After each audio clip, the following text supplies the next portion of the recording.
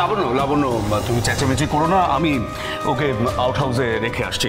এসো তো আমার সঙ্গে, এসো এসো এসো আমার সঙ্গে। তুমি এখানে দাঁড়িয়ে আছো কেন? পড়াশোনা নেই? যাও পড়তে যাও, যাও।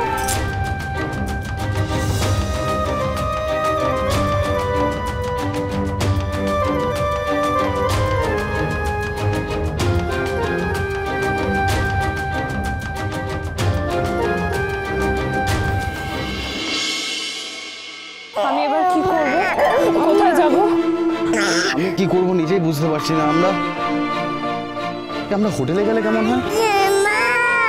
হোটেলে গেলেই ভালো হয়। জয় জয়, তুমি এভাবে সবাইকে ফেলে রেখে চলে যাবে? তুমি আমার সবার মধ্যে, আমার স্ত্রী, আমার সন্তান সবাই পড়ে। এরকম একটা সিচুয়েশনে আমি সবাইকে ছেড়ে কোথায় যাবো বলো তো?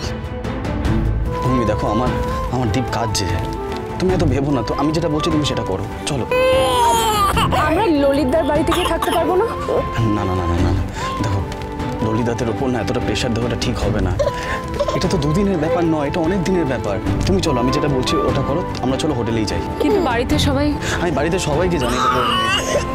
বাবা কাঁদিস না বাবা, কষ্ট হচ্ছে ওর।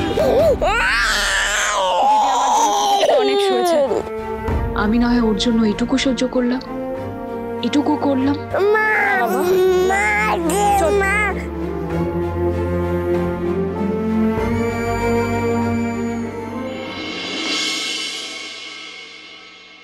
আপনি দীপান্বিতা মজুমদারকে সাসপেন্ড করুন। ও আমার ক্লাস করতে পারবে না। কেন? মানে উনি কি দোষ করেছেন? ও আমাকে ইনসাল্ট করেছে। দেখুন, আমি ওনাকে চিনি। উনি এরকম করতেই পারেন না, উনি খুব ভালো মানুষ। সব স্টুডেন্টরা সাক্ষী আছে। দেরি করে ক্লাসে এসে তার উপরে আবার জোর করে ক্লাস থেকে বেরিয়ে গেছে। না না, আমি এটা অ্যালাউ করতে পারবো না। আচ্ছা, হয়তো ওনার কোনো এমার্জেন্সি ছিল তাই বেরিয়ে গেছে। আপনি বুঝতে পারছেন না, ও ক্লাসের মধ্যে এইভাবে একজন টিচারকে অপমান করতে পারে না। বলুন, আপনি বোঝার চেষ্টা করছেন না। আমি এটা অ্যালাউ করতে পারছি না। না না না না, শুনুন শুনুন শুনুন, আপনি অন্তত একটা সুযোগ তো। কিসের সুযোগ?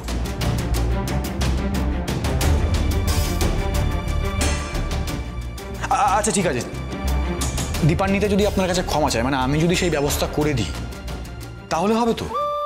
আপনি প্লিজ বুঝুন, এই সিদ্ধান্ত যদি আমরা নিই, একটা স্টুডেন্টের ভবিষ্যৎ নষ্ট হয়ে যেতে পারে। প্লিজ।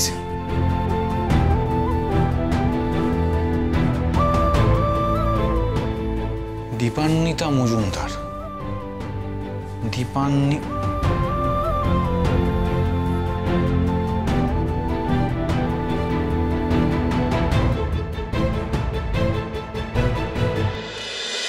অনুরাগীর ছোঁয়া, সোম থেকে রবি রাত 9:30টায় স্টার জলসায়।